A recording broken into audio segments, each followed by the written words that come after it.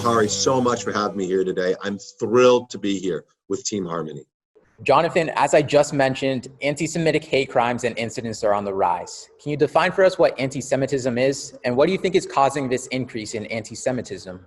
Anti-Semitism is a set of beliefs or behavior hostile to Jewish people just because they are Jewish.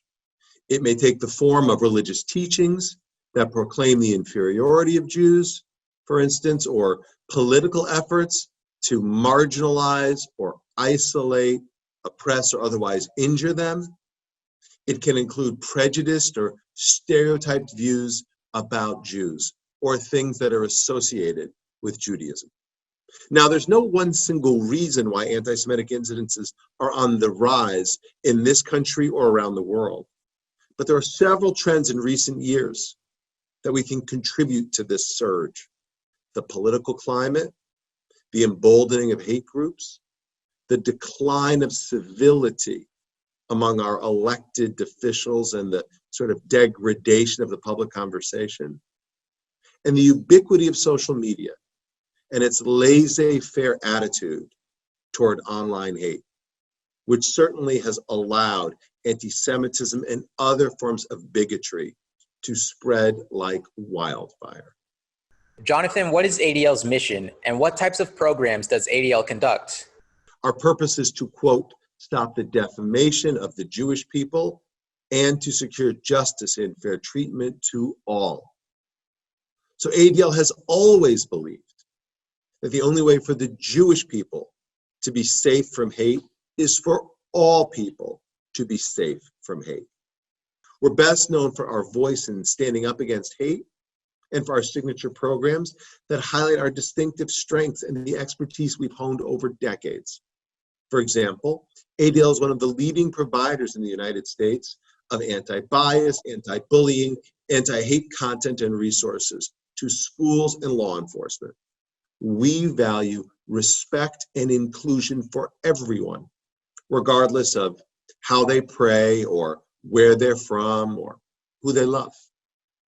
A lot has been made of the white supremacist movement recently. How serious of a threat is it? We are deeply alarmed at the rise of white supremacist groups and far-right extremist movements. I think we can attribute this to various reasons. The charged political environment is part of the problem.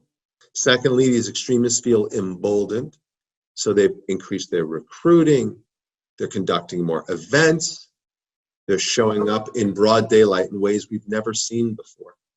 And thirdly, the tools that they can use to organize have never been more accessible. Platforms like Facebook and Instagram and WhatsApp have made it far easier for people to find one another. And the failure of social media services to not just police these groups more effectively, but to push them off their platforms has meant they've really thrived. For our final question, let's go to one of our youth reporters. With us is Melody from Argentina. Thanks, Gary. Mr. Greenblatt, thank you so much for being part of this program. We're so honored to have you. My question for you is, how best can youth get involved in the battle against hate?